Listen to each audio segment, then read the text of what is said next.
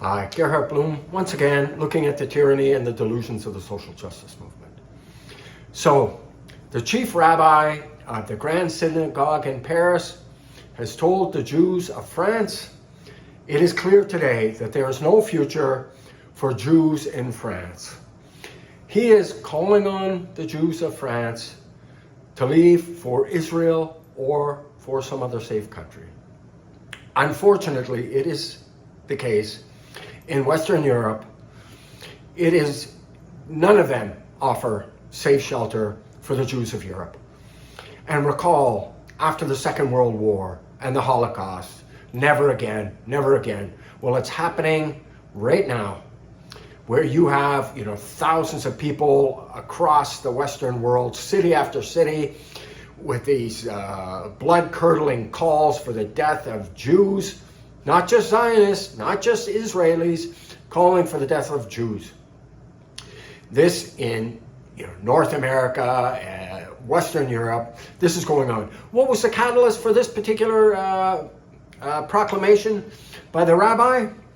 Well, an 88-year-old Jewish woman was knocked down and beaten by two Muslim men. Is that an accidental feature of this particular attack? Absolutely not. I think it's Jihad Watch by Robert Spencer. Robert Spencer, I've read several of his books exposing the poison that is Islam. At any rate, he has a site, it's free, Jihad Watch, an update, newsletter. Well, and one of these talks about recent events, right? Recent events. Muslims kidnapped and tortured to death Ilan Hilami. Yeah, kidnapped him, tortured him to death. Then there were the murders of two elderly women, Jews of course, one of whom, an 85-year-old Holocaust survivor, she was stabbed 11 times and set on fire. 4 Jews were murdered at a kosher supermarket, delicatessen. Then there was Rabbi Jonathan Sandler, and his 2 boys aged 6 and 3. This is why. And in Britain, right? I'm just listening to Jordan Peterson's podcast with Tommy Robinson in Britain.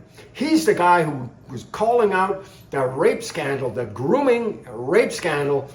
Muslim men, hundreds. I think 1,400 girls in just Rotherham, and hundreds more, thousands more across Britain, and the police are turning a blind eye to it. When Robinson was reporting on this initially, the police tried to silence him, tried to threaten him into silence, rather than spooling up and arresting in a great many of these cases. In the Rotherham scandal, it turned out, and it was newspaper reporting that blew the story wide open. The police and the politicians had known about it for years. And yeah, they didn't want to be accused of, Islamophobia. This is, demography is destiny.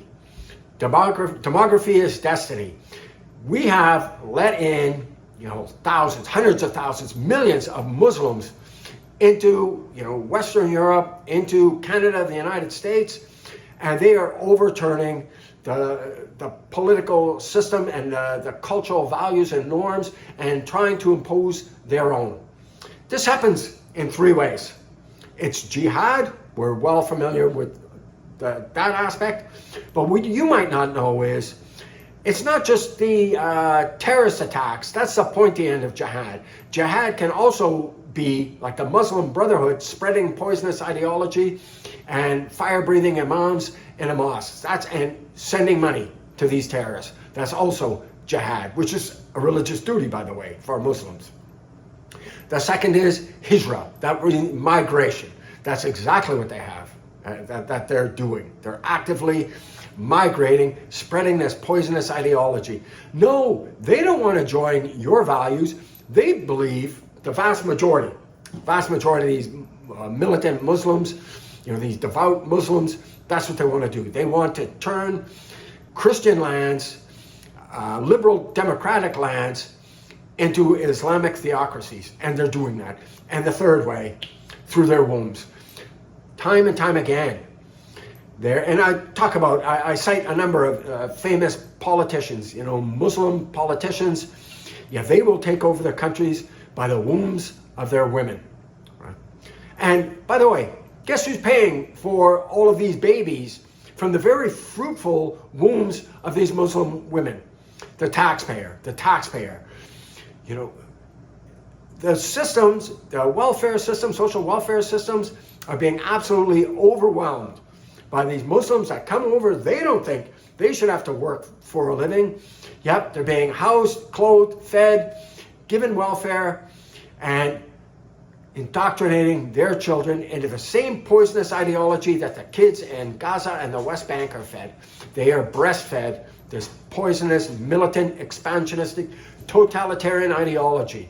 And by the way, that describes Islam. And I know there's very many moderate Muslim individuals. They're peaceful, but Islam is not peaceful. It is not moderate. It is totalitarian and expansionistic, and it's fascism in religious clothing.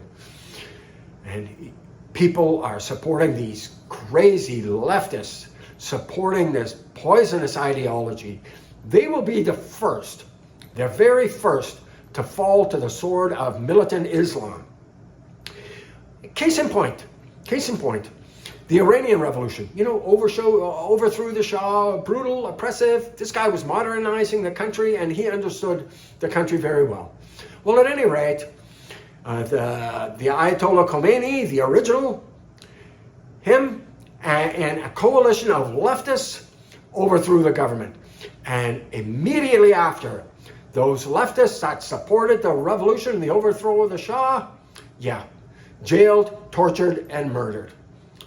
Anyways, thanks so much for your time and attention. Do check out my book, Deconstructing Social Justice.